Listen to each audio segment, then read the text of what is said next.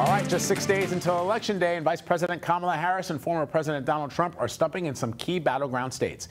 Both candidates will be making stops in North Carolina and Wisconsin today. Harris is also headed to Pennsylvania for a rally at the state capitol. More than 53 million Americans have already cast their votes, and more than 27 million of those were in-person early votes. Harris spoke directly to future voters from Washington yesterday and promised unity and bipartisanship under her administration. I am looking to make progress. I pledge to listen to experts, to those who will be impacted by the decisions I make, and to people who disagree with me.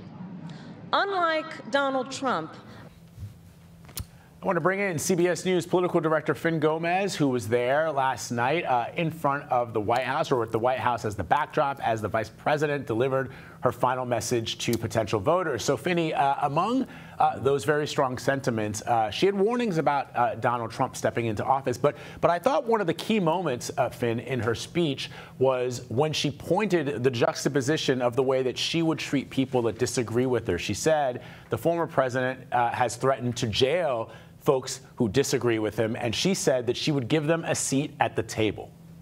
Yeah, I think that was a really strong point last night there at that rally. There was an estimation that was as large as maybe 75,000 people.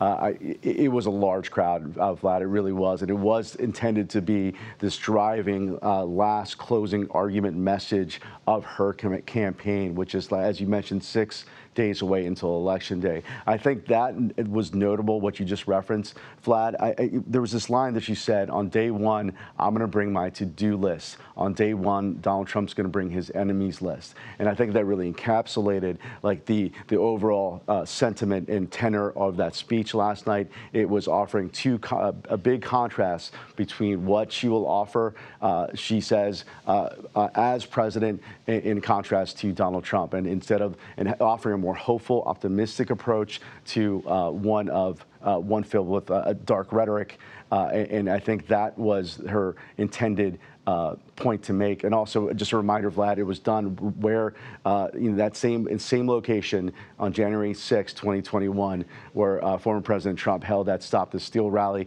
Of course, that was then followed by the attack on the Capitol. As you know, Fin, earlier on CBS Mornings, we spoke with Democratic Vice Presidential nominee Governor Tim Walz. I want to play a bit of what he had to say. You saw a presidential speech last night at the Ellipse that is the best of America, one that's talking about unifying us, one that's talking about bringing folks to the table, one that the American tradition of disagreeing and debating, but still doing it in a respectful manner. And I think there's the frustration we've seen since January 6th, the frustration with Donald Trump's rhetoric of division. It does fire passions. Yeah, the rhetoric of division, Fin, let's just talk a little bit about that. The former president was asked yesterday in an interview about the comments that were made at his rally in New York City at Madison Square Garden over the weekend, where one of the speakers in support of his campaign called the island of Puerto Rico garbage, and thus, by extension, Puerto Ricans garbage. The president, again, not apologizing for it. He said it was a night of love, if I'm paraphrasing there. He said it was a night of love fest. Yeah, love fest. What's the takeaway there? No, I think it's sort of the SOP that we've been seeing from former President Trump. And look, Vlad, I've been covering him since 2015. Actually, the first rally I covered of his was in 2011 in West Palm Beach. And this is something that you see. It's the SOP from Donald Trump.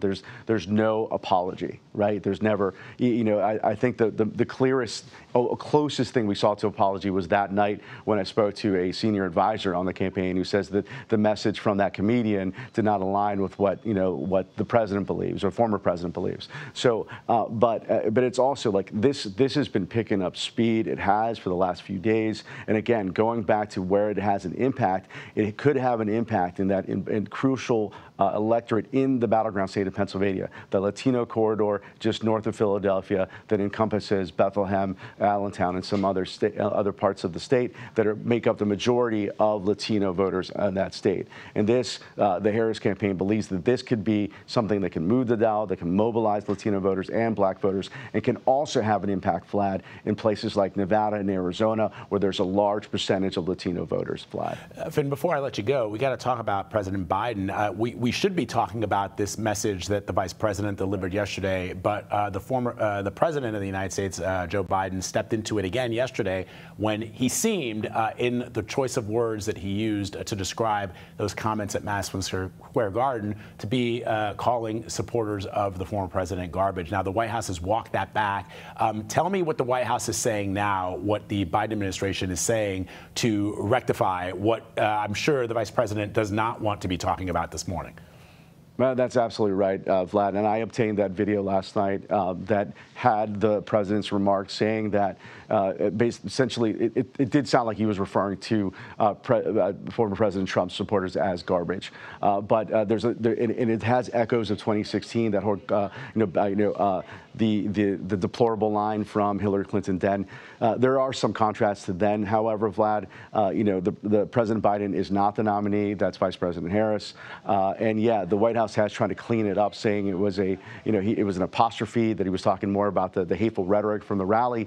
However, it is having an impact. There is some frustration from Harris campaign officials that I spoke to this morning. One of them said it was dumb that he said this, and another one said it was just distracting at a time when the vice president's making her closing argument. So we'll see how it plays out. But again, the other aspect of it is it takes away from the headlines out of the Madison Square Garden rally with that racist and hateful rhetoric that did emanate from that rally just a couple days ago. All right, Fin Gómez breaking it down for us as always. Thanks, Fin. Appreciate it. Thanks, Vlad.